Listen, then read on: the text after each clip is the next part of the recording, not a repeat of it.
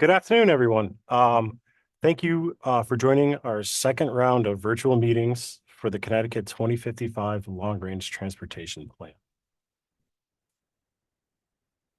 I'm Patrick Zapaka of the Connecticut Department of Transportation and the plan's project manager.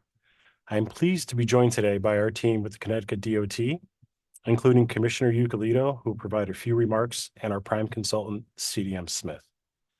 In addition to myself, Krista Gooden, the consultant project manager, Chris Nazar, and Michelle Brazeau will be presenting today. But before we get started, I'm going to hand it over to Michelle to go through a few of the Zoom features we will be using today to make sure you're able to get the most out of this meeting. Thank you, Patrick. If at any point during the meeting you experience unreliable internet, you may call into the meeting by dialing the number listed on the screen. If you have any technical issues throughout the meeting, please email us at dot.longrangetransportation@ct.gov. Automated live captioning is available during this meeting. Follow the directions on the screen by clicking the Show Captions button to view. You may then choose the language of your captions. Following the presentation, we'll move into a question and answer session. However, please feel free to submit questions throughout the presentation so you don't forget them, and we'll answer them at the end.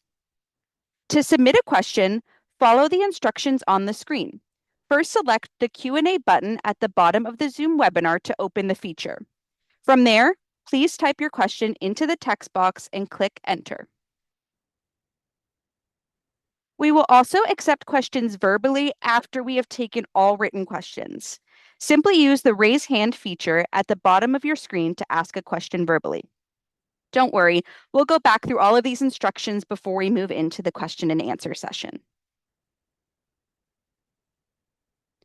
No person shall, on the basis of race, color, or national origin, be excluded from participation or subject to discrimination in the development of this plan. A recording of the presentation will be posted to the plan's webpage, as well as Connecticut DOT's YouTube channel soon. Non-English captions will be available on both after the recording is uploaded. This notice contains further information about your Title VI rights during the public involvement process. Any person who believes they have been aggrieved by unlawful discriminatory practice under Title VI may file a complaint. The contact information is listed on this notice. We also have this information available in Spanish. For media inquiries, please reach out to the Connecticut DOT Office of Communication at the email shown on the screen. Now for a brief message from our commissioner. Good afternoon. Thanks for joining us today to learn more about the Long Range Transportation Plan, Connecticut 2055. Our last Long Range Transportation Plan was published in 2018, and we all know that so much has changed since then. Connecticut's demographics and population is changing, and how people here are working and living and playing in our state is really evolving. People's needs are changing, and so is how people use our state's transportation network. Whether someone's driving, taking the bus, riding the train, walking, biking, or rolling, we need to make sure it's safe and convenient for them. Safety is still our top priority for drivers, for transit riders, for transit operators, for pedestrians, for cyclists, for every user of the system, as well as for those working on our system. We need to make sure that we continue working to improve reliability, reduce congestion, and to better connect people to jobs, to the communities, and to destinations across our state. Our goal is a transportation system that works for everyone, and we're going to continue to prioritize the investments that increase mobility, connect our communities, and enhance lives through a forward-thinking, multimodal transportation system. Connecticut 2055 is really a visionary plan that is for all users of our transportation system in Connecticut. And I know people hear the word plan and think that means a document that sits there and gathers dust on a shelf, and in this case, on a repository online. but that's not true because Connecticut 2055 does serve as a strategic roadmap for our agency. All of our programs and projects will be screened through this document when it's finalized. We can't do this alone, though. Your feedback and your experiences living in this state and traveling in our state will directly help shape Connecticut 2055. So don't be shy. Let us know your thoughts. Tell us what we got right in the draft plan, where you think we can do better. I've lived here in Connecticut my whole life, and my family has lived here in Connecticut for about a century. And I know that so much has changed since they came here and settled in the Torrington area. But what hasn't changed is, that we all love Connecticut and we all want to see it do better. What I love about Connecticut is that you're never too far from anything. You can get to the beach, you can get to the Connecticut River Valley, get to any of our trails or state parks, visiting a museum, going shopping, cheering on the Huskies in the basketball capital of the world, and eating the nation's best pizza. You can do all of that here in Connecticut. Our state's transportation networks are interconnected, so no matter where you live, how you travel, or what you like to do, your input is going to be critical for us. So thank you again for joining us today during this presentation and for the listening session. I hope you're excited about what we're going to present and what we have planned for the next 30 years here in Connecticut. Again, this needs your feedback, so let us hear it. And with that, I'm going to turn it back over to Patrick, Krista, and the team. Thank you, Commissioner. The purpose of today's meeting is to share what's in the draft Connecticut 2055 Long-Range Transportation Plan and to gather your feedback on it. As daily users of our transportation system, your thoughts and ideas are crucial for shaping our plans. We invite you to scan the QR code on the screen to follow along in the draft plan. If there is a star on the slide, you'll find the corresponding page number to flip to in the plan where more information can be found. Throughout the meeting, we'll also put the page numbers in the chat along with the ways for you to leave comments on the draft plan. Here's a quick look at our agenda for today. Our goal in this meeting is to provide a high-level overview of the components of the Long-Range Transportation Plan. First, we will explain what Connecticut 2055 is. Next, we will share what we heard from you and our stakeholders during the initial public comment period last spring. We'll then share the final vision and goals of the plan. We will also walk through each of the transportation modes that make up Connecticut's transportation system. Next, we'll provide an overview of the current funding landscape in Connecticut and how that will shape the future of transportation in the state. Finally, we'll briefly review the next steps to shape Connecticut 2055 and recap the ways you can provide your input. We will conclude with a question and answer session. So, what is Connecticut 2055?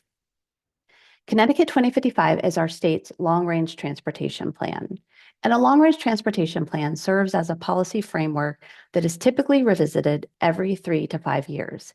It is designed to guide investments in a multimodal transportation system so that all modes of transportation are considered and integrated. Key components include public engagement, which emphasizes the importance of community input in shaping the transportation priorities. Additionally, assessing the current state of our transportation system and its needs helps us fully understand where we have service gaps. Evaluating emerging trends helps anticipate future demands and challenges while reviewing fiscal capacity so that future investment goals are aligned with available funding. So Connecticut is changing, and the transportation system needs to keep up. Updating Connecticut's long-range transportation plan helps us prepare for what's ahead rather than react after the fact. We are seeing more demand on our roads, our rails, and our public transportation systems. At the same time, people are traveling differently than they used to, with new technologies, new travel habits, and new transportation options that are all reshaping how we move around.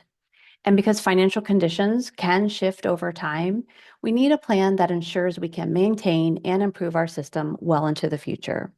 By planning proactively, we can build a transportation network that's efficient, reliable, and ready to serve our residents, visitors, and future generations.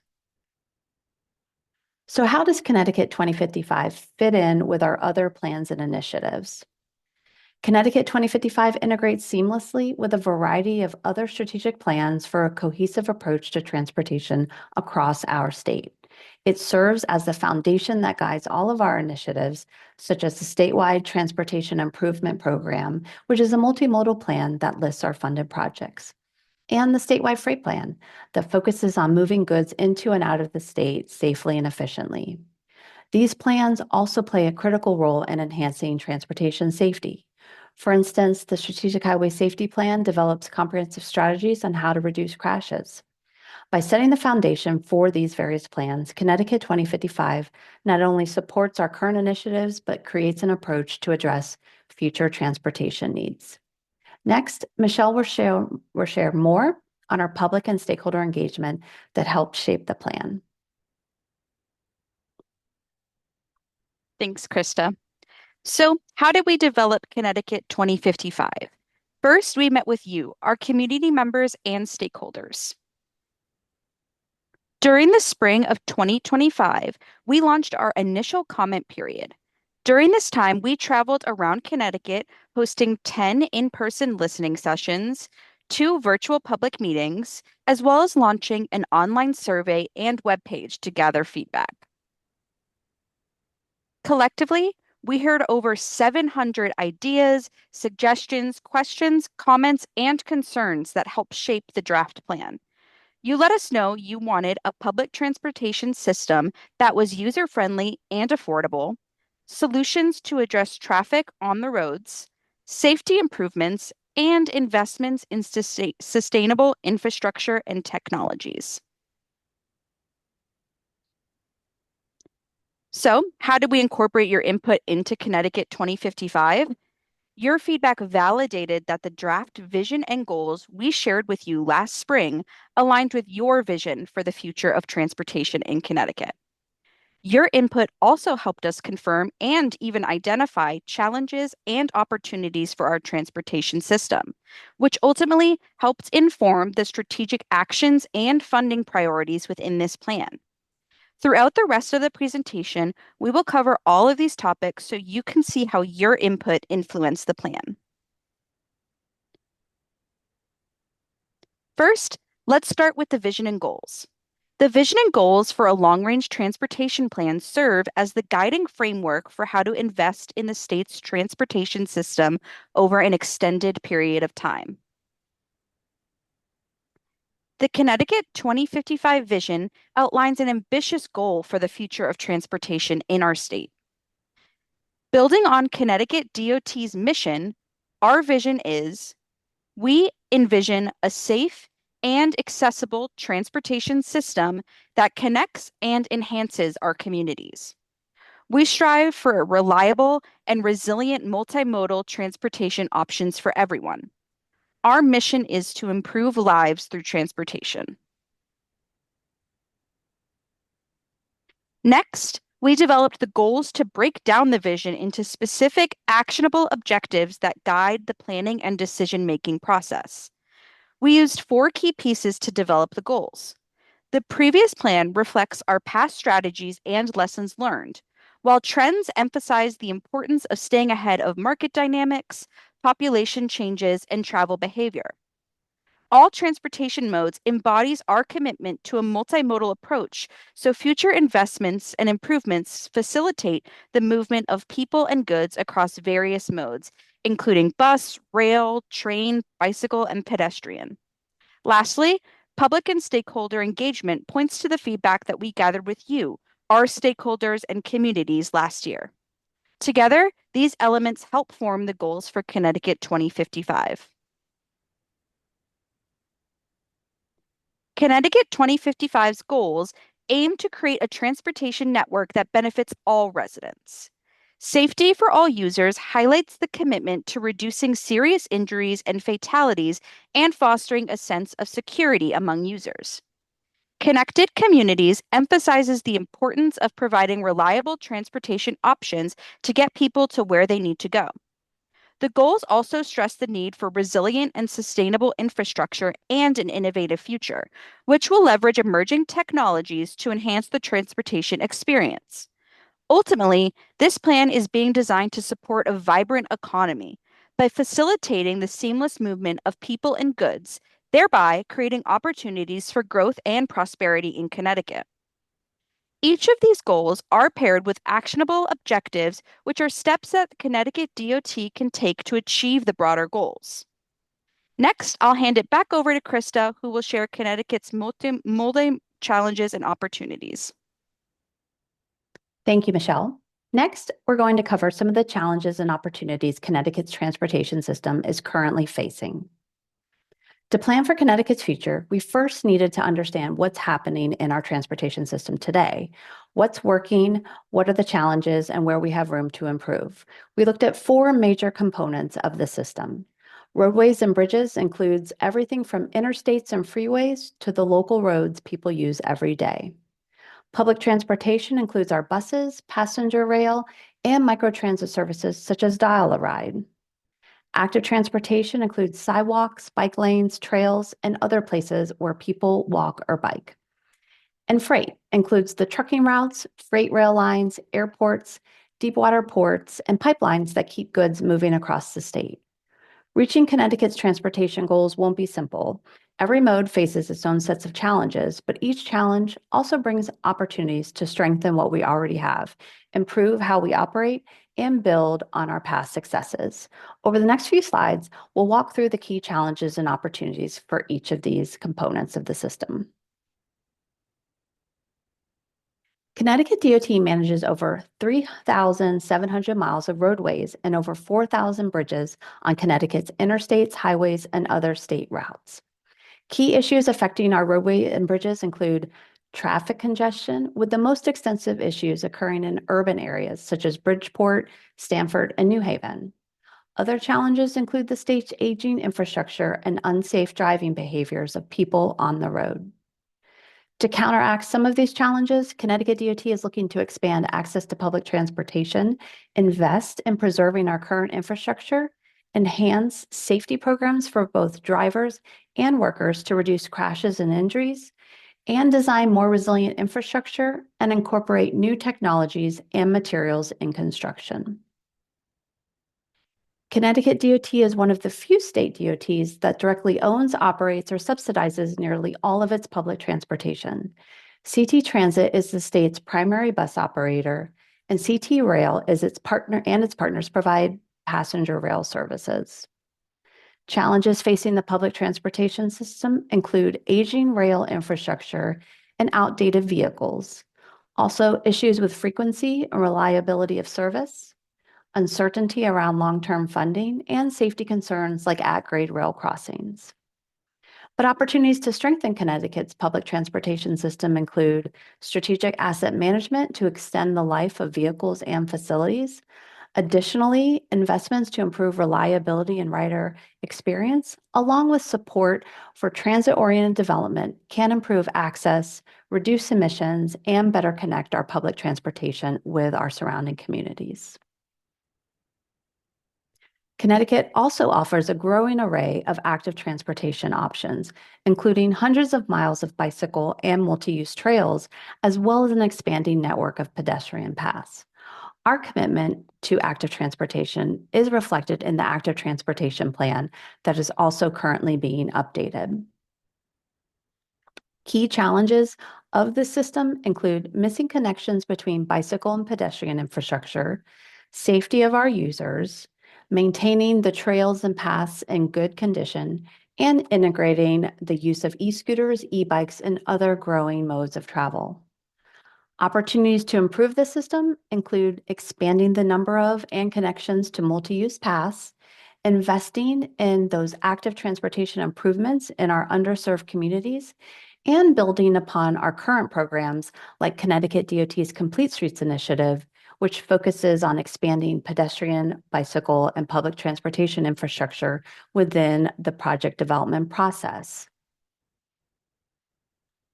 Connecticut's system of roads, railroads, airports, ports, and waterways, and pipelines is the physical conduit for nearly all goods and services that are consumed and produced in the state.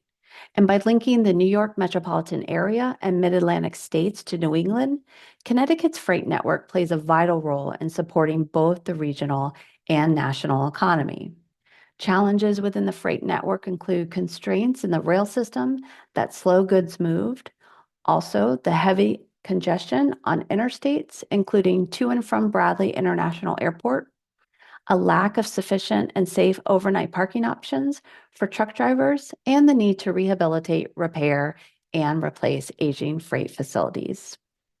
But opportunities to improve the freight system include strengthening those connections between modes to improve and streamline the supply chain, enhancing and constructing freight hubs to drive economic growth, shifting more freight to the rail system to reduce congestion and lower emissions, and improve shipment tracking and logistics to increase efficiency and reliability. So Connecticut DOT is already addressing Connecticut's transportation challenges through numerous major projects and programs. Time for CT is the state's major rail infrastructure program and is aiming to save riders up to 25 minutes of travel time by 2035. Connecticut DOT is also conducting multiple planning and environment linkages studies along I-95 to identify priority mobility and safety improvements along one of Connecticut's busiest travel corridors. And by addressing these needs through more expansive multimodal improvements, Connecticut DOT is advancing a safer, more integrated network that supports movement throughout the state. I'll now hand it over to Chris, who will provide an overview of the funding landscape. Thanks, Krista. Today I will provide you an overview of the transportation funding landscape in Connecticut. First, we'll begin with where funding comes from. Connecticut's transportation capital funding comes from two main sources: Connecticut's Special Transportation Fund and federal funding. This funding is gathered from a variety of state and federal revenue sources, such as motor fuel taxes, sales taxes, DMV fees, and others. Connecticut uses this state and federal funding to invest in transportation in four primary ways. The capital program is Connecticut DOT's recommended projects and programs to meet its most critical and priority needs. The next is operations, which are the day-to-day costs of operating and maintaining the transportation system. Asset management includes investments in the long-term condition of our existing highways and public transportation assets. And finally, debt service. This is the process in which the state issues bonds yearly to fund capital projects that Connecticut DOT repays through monthly payments. Maintaining a reliable system in Connecticut is essential for the movement of its people as well as the future economic viability of the state. The system requires continual investment to keep roads in good condition, buses running, and to address the changing transportation needs. To prepare for the future, it's important to understand the current challenges we face. Issues such as rising inflation and other costs, changing revenue sources, limited state and local funding, and an uncertain funding future create challenges to maintain and improve the transportation system over time. To support the long-term stability and growth, Connecticut DOT's investment strategy must position the state to take full advantage of available federal funding opportunities, including any potential grants. Bringing in this additional revenue will give Connecticut DOT greater flexibility to manage future needs. By focusing investments on the state's highest priority transportation needs, as discussed in this plan, Connecticut DOT can address the most pressing system challenges first. At the same time, a proactive approach to preserving existing infrastructure will allow the agency to move beyond basic maintenance and build a transportation network that is more reliable, resilient, and better able to withstand inflation and economic shifts. By continually reviewing funding plans and identifying opportunities for efficiencies and cost savings, Connecticut will further ease the near-term pressures, strengthen long-term financial stability, and provide the flexibility needed to maintain and improve Connecticut's transportation system over time. I will now hand it back over to Krista, who will discuss the future of transportation in Connecticut. Thank you, Chris. So in discussing the future of transportation in the state, let's review the strategic actions which outline Connecticut DOT's priorities for implementing Connecticut 2055. Our strategic actions are the recommendations to help implement the vision and goals of Connecticut 2055. They build off the ongoing strategies and initiatives from Connecticut DOT's family of plans and have been shaped through the input from the public, stakeholders, as well as the bureaus of Connecticut DOT. Looking at the safety for all users goal, strategic actions focus on prioritizing implementation of the Strategic Highway Safety Plan. Also, increasing and expanding successful safety programs such as work zone safety and wrong way detection programs, as well as promoting legislation that aims to improve safety. Our actions for the Connected Communities goal focuses on increasing the number and frequency of bus services, expanding the Complete Streets initiative, and investing in the modernization and accessibility of rail infrastructure. Resilient and sustainable infrastructure actions are to improve and develop new tools to aid in data collection, improve emergency preparedness and resiliency, and simplify the tracking of our assets. To support the vibrant economy goal, actions include leveraging state-owned property to improve communication networks, as well as addressing freight congestion and improving freight access to ports and navigation channels. Finally, to shape the goal of an innovative future, Connecticut DOT can integrate connected and autonomous vehicles through pilot programs, as well as embrace the use of drones and data collection, transition to electric buses, and prepare for potential cybersecurity incidents and minimize risks. So, over the next 5 years, Connecticut DOT will focus on addressing Connecticut's most critical and immediate transportation needs, while continuing to advance the long-term strategic goals outlined in this plan.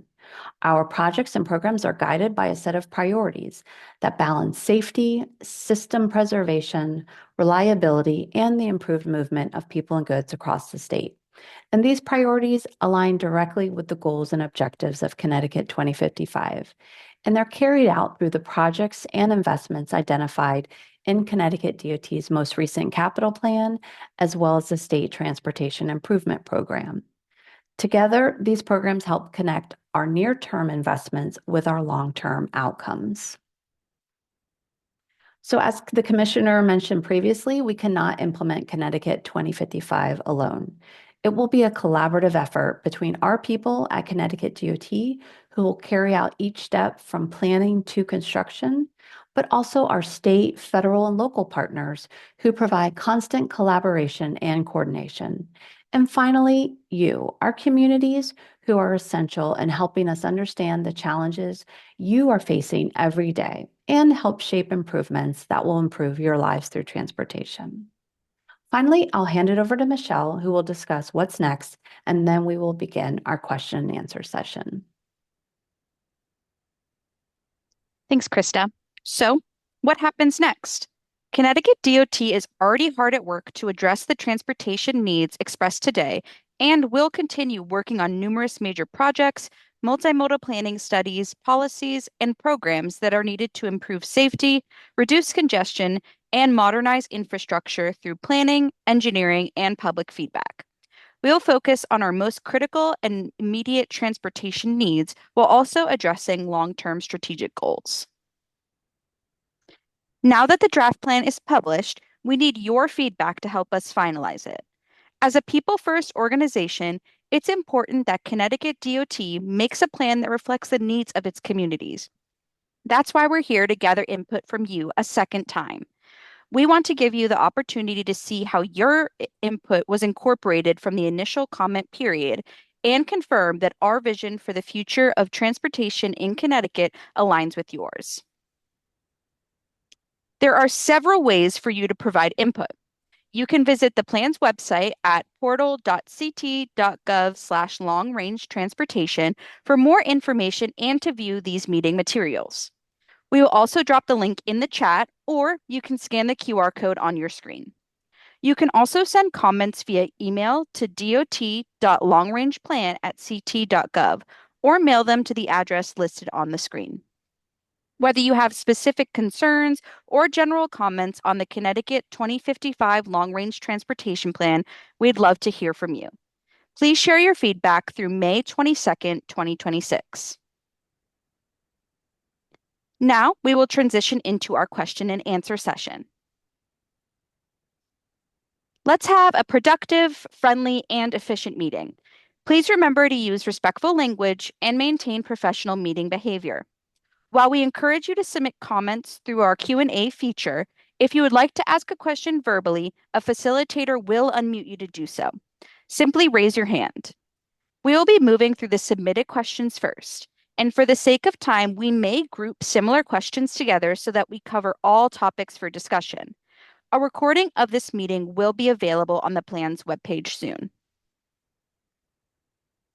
As a refresher, you can submit questions through the Q&A tool. If you would like to ask your question verbally, please raise your hand and we will unmute you after we have taken all written questions. Should you have any technical issues during the session, please email us. Okay. We will move into our first question, which is, to what extent will the connecting of paths for bicycles and pedestrians include the creation of protected bike lanes that protect users from vehicular traffic? I'll hand that over to Patrick.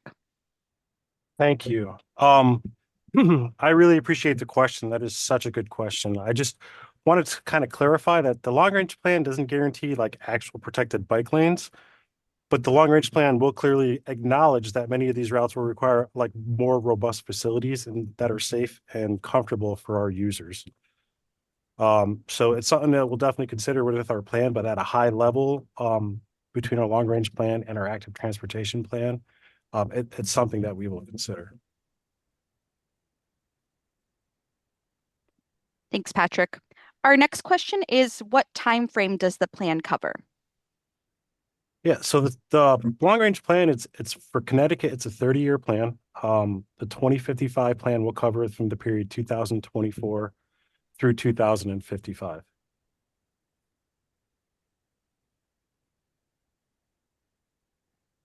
Okay. We have another question, which is, when will we be able to see the final plan? So we're gonna probably put out our final plan in the summer of 2026. As you know, right now we're at our comment period. So we're really looking forward to everybody that's on the call today to please provide any comments at all, questions. Thank you.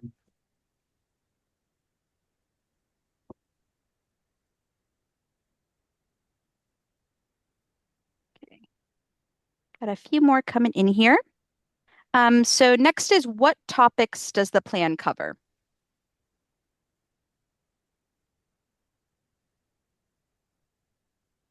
Yeah, I'll take this one, Patrick. Oh, okay. Sure. So there's many components that the long range plan covers. It has our vision and goals and objectives. It also summarizes the public and stakeholder outreach that was conducted during the plan. It also highlights Connecticut's transportation story as well as the emerging trends, but also looks ahead at the future of transportation. It also includes the performance measures as well as an overall investment strategy. Thanks, Krista. Our next question is, what design strategies does DOT use to ensure that congestion reduction projects avoid inducing more congestion that ends up undermining the success of the project? That's thanks. I'll take lead on that. Thank you very much. That is a fantastic question. As far as design standards, I know what we do a lot with our PELs is it's very data driven. So we look for counts from all over the place and we use that. We run different types of models that help produce. I'll give you an example. So for one of our PELs, we use like NREX, for example, and that really helps dial in the kind of congestion and it really shows us what's going out on our highways. So just to make a very long story short, we use different approaches with our data, running preferred models, and then we'll take sections of highway and break them down into smaller areas to help create like quality breakout projects.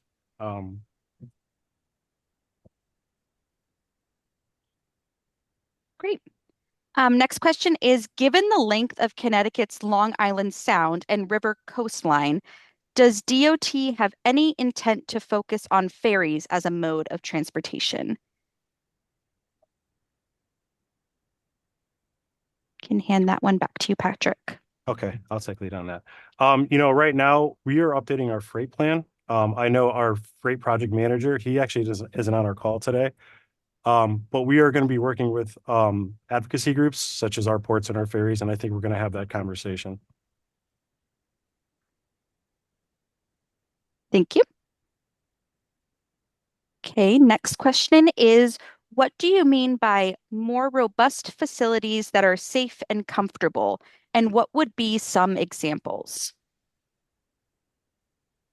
Yes, I'm assuming that's pertaining to the connected paths.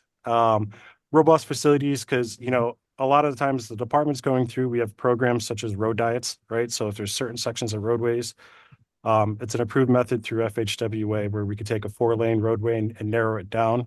That is an opportunity where we could put in bike lanes, potentially protected bike lanes or bike lanes where there's a good buffer. Other safety improvements that we're looking for. Are there any locations statewide where maybe we could potentially use roundabouts where we can incorporate other pedestrian and or, bicycle facilities within those types of improvements? It's easier to dive down when there's a little bit more specifics, but that's kind of what I meant for as far as robust facilities that make it safer for bicyclists and pedestrians. Thank you. Next question is, what is being done to reduce travel time to New York City for the entire state?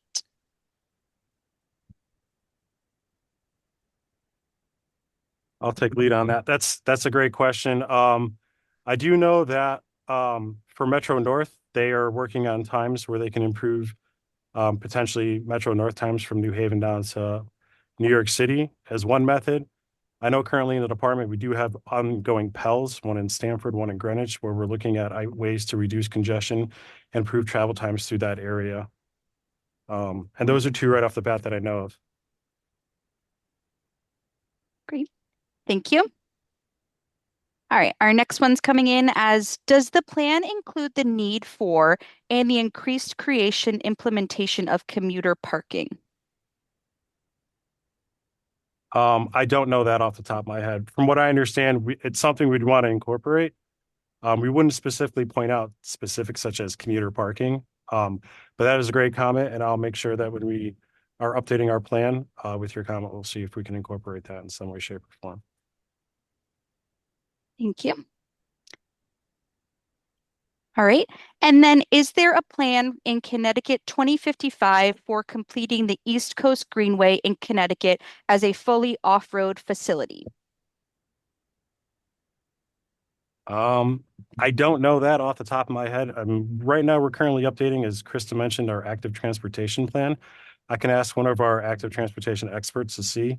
But based on what I do understand is we are currently working on providing rails to trails programs, and I know we are throughout the state working on smaller projects for the East Coast Greenway. I'm under the assumption that it's probably a goal that we're working toward, but I can't confirm that at this time.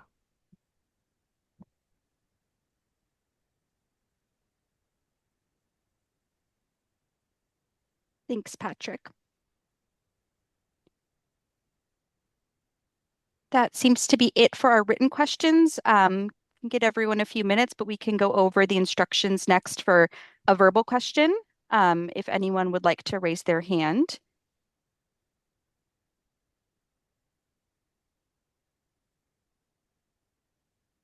So to ask a question verbally, click the raise hand button, or you can dial *9 if you are a phone-only participant. We will unmute you. When you're ready to speak, please state and spell your first and last name before you begin, and keep questions to 2 minutes. Let anyone raise their hands, but it seems like we have a few more written questions still coming in, so please feel free to write your questions or raise your hand.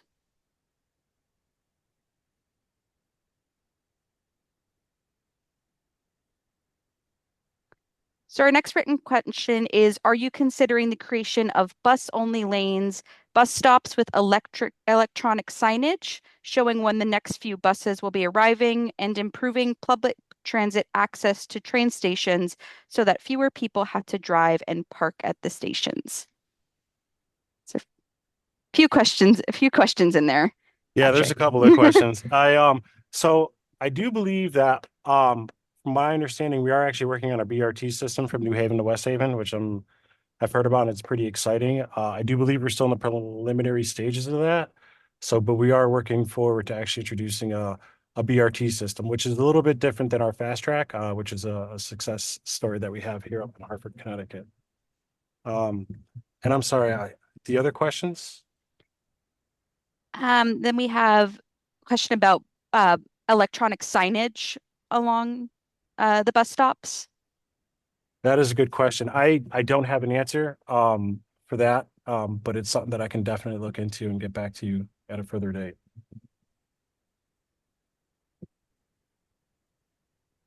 Great, thank you. Then we have another question, which is, are there any improvements to the CT rail aligned with Metro North? Um, I don't know off the top of my head. I do know that they're continuously always working to improve Metro North line, but as far as lines to the side or any other news like that, I don't have that information. Again, it's a great question. I really appreciate that. I can reach out to somebody in our rails team. I can provide a better answer for you.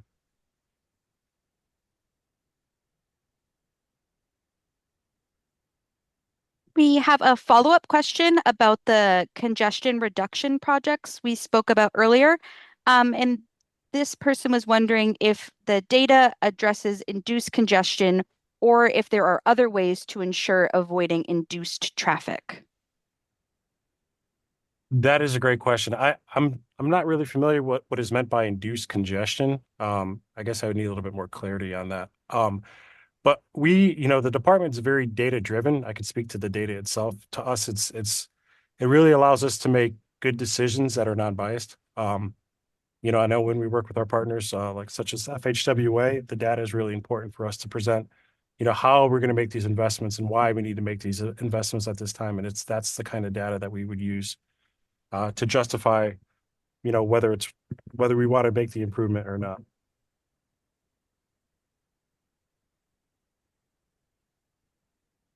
Thanks, Patrick.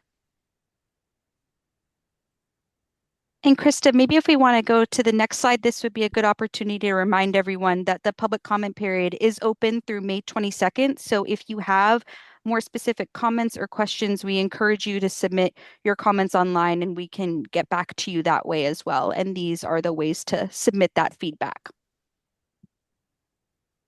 Yeah, and for some of the questions, just to add in to everyone on the call, I encourage you to actually submit those questions, and I can get a better detailed answer to you. I know I'm kind of working on the fly over here, and they're coming in from all over, and I really appreciate the questions. It's my favorite part of any public meeting, honestly. But I do really appreciate the time everyone's taken to ask these questions. I think they're fantastic. So thank you very much for that. Just seeing if we have any raised hands.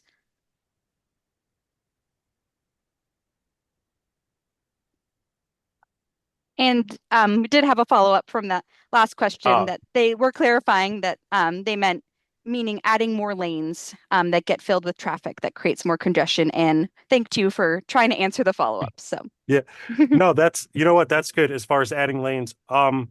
It's kind of, I guess we'd have to point out specific examples. I'm not saying that the department would naturally widen lanes. I think there needs to be certain types of data. There needs to be certain types of crashes, locations, whether it's around interchanges and between interchanges. There's a lot of factors that would really reiterate what's the best approach to try to make the improvement or try to improve congestion. I know across the board, we're not in the business to add lanes just to add lanes. However, based off our analysis and our models and our data, maybe that is a recommendation that's worth looking into to try to make those improvements. So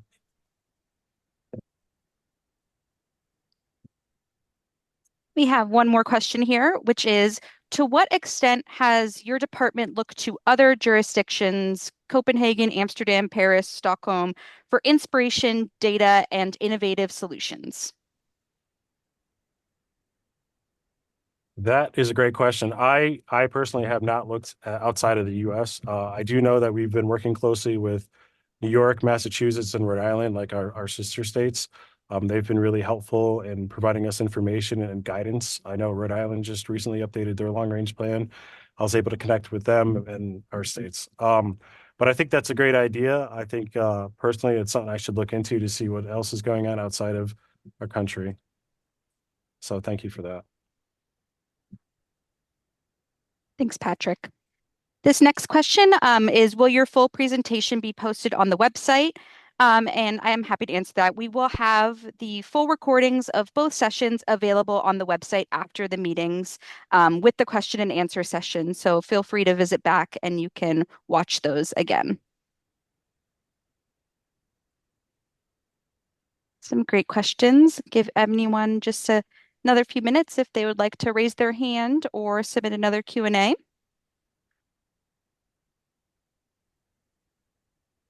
Just got a few more questions. So this next one is, they thought the presentation did a great job of pointing to the goals and everything. And do we have advice for how to review the plan to best give you feedback? Yeah, I'll jump in and answer that. That is a great question. I know it's hard with long range plans because it's essentially like a policy document. It's a very high level. Um, but for you is, what are your wants and your needs? I'll give you an example. We talked about congestion, which is a hot topic. We talked about bicycles and pedestrians or non-motorized transportation. At a high level, that's stuff that it's in our plan, but for the lower level, that's the stuff we want to hear to make sure that it really when our policies, our vision, our goals are being developed, that's the stuff we want to see to make sure that we have something generalized that incorporates everything that you're looking for. There's a piece on technology, for example, it's in our plan. So that way it's hard to predict what's going to happen 30 years out, but what are your wants and needs today? That's really what we want to hear. And then what we'll do is incorporate that at a higher level for our plan.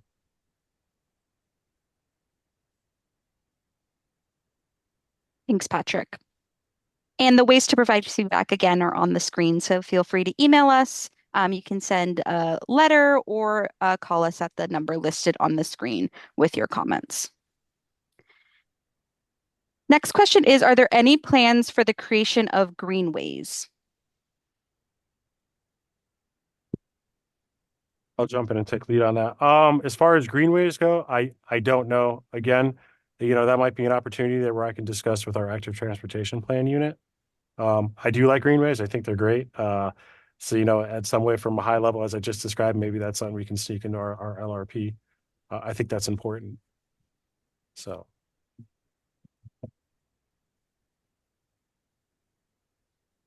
Our next question is coming in, and that is, any plans to improve the roads that separate Hartford from the waterfront? Not only is it congested, it prevents the city from making full use of one of its most scenic features. So in Hartford, Connecticut, I know right now we currently have our Greater Hartford Mobility Study, and they're looking at ways to improve 84 and 91. I don't know. I have not seen the concepts off the top of my head if they're going to make, but I do believe they're going to try to keep and incorporate what's existing there today. I do think there may be an interchange that they may be updating or do relocation from 84 to 91, but those are still high-level concepts yet.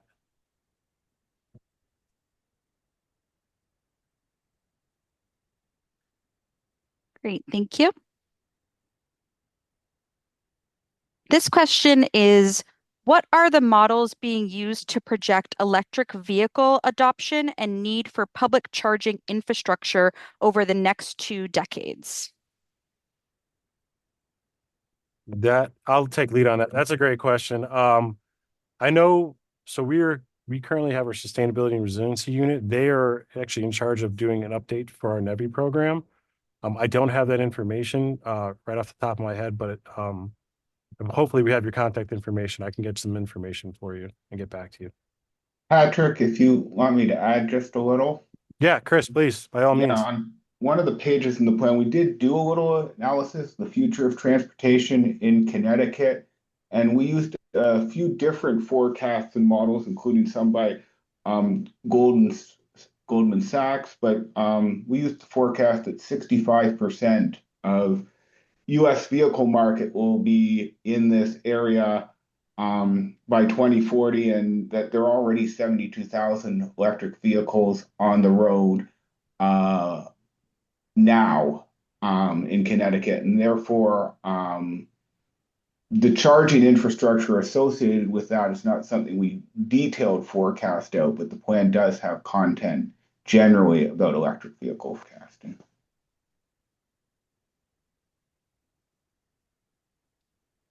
Thank you, Chris.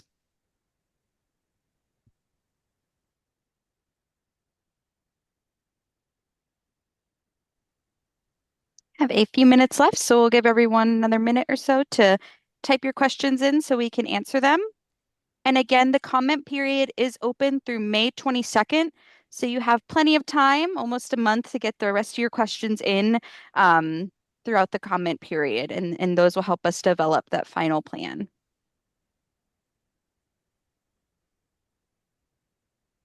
Next question are there plans to use vegetation to create barriers along major roads and highways to absorb sound, improve air quality, create safety barriers, and beautify the area? I'll take lead on that. I'm not aware of any programs, but I do know we consider it. I know there's certain sections on Interstate 95 where there are community concerns about trying to come up with creative ways for sound and noise barriers. I know it's a hot topic right now. I don't know what the findings are, but I don't think it's something that we would not consider keeping it green and going that route. Thanks. And we have a comment here that DOT and COGS spending money on various signalization projects and verifying if the towns have communication networks like fiber optic cables.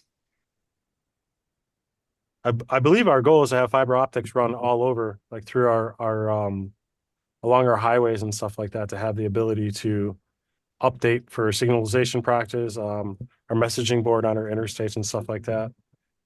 Chris, did you have something you wanted to add on to that? I don't actually. I'm coming on for one that's coming up. Oh, okay. Gotcha. So this next question is, does this plan identify any future funding programs or opportunities to advance projects on the municipal or regional level that coincides with state DOT goals and priorities? So Chris. Well, this is overall, as Patrick mentioned, a policy plan, so we're not necessarily identifying very specific things. One of the funding exercises and analyses in the plan did take into account state and local funding inclusion into projects. And one of the best ways looking forward for that historically and looking forward is the grants funding that might be out there from the federal programs going forward. I mentioned that, there's uncertainty with reauthorization, whether some of those grants may still exist in the future, but if they do, they're great opportunities for state and local partnerships to advance projects. Thanks, Chris. We have another question here, which is, how does DOT decide how to allocate funds among its goals? Are the goals ranked to guide which is more important?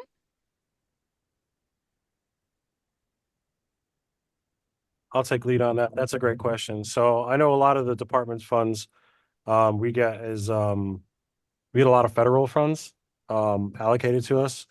And a lot of those pots of funding, you're only allowed to do certain types of work within that, whether it's the STP program.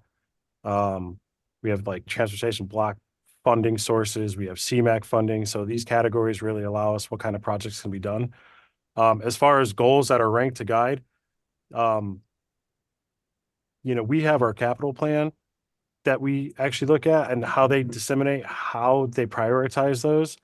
I think there's a lot of factors that are involved. Right now, from a planning perspective, we use crashes or if there's happen to be like severity of crashes, that could be a component of how we prioritize certain projects over the others. And then I'd have to ask engineering how they would prioritize projects to get designed and built on their end. Also from a planning side, we work closely with the COGS. We'll initiate projects and planning because our COGS are a conduit to our municipalities to help guide, what's prioritized within their area. And a lot of times we have that ongoing conversation with them.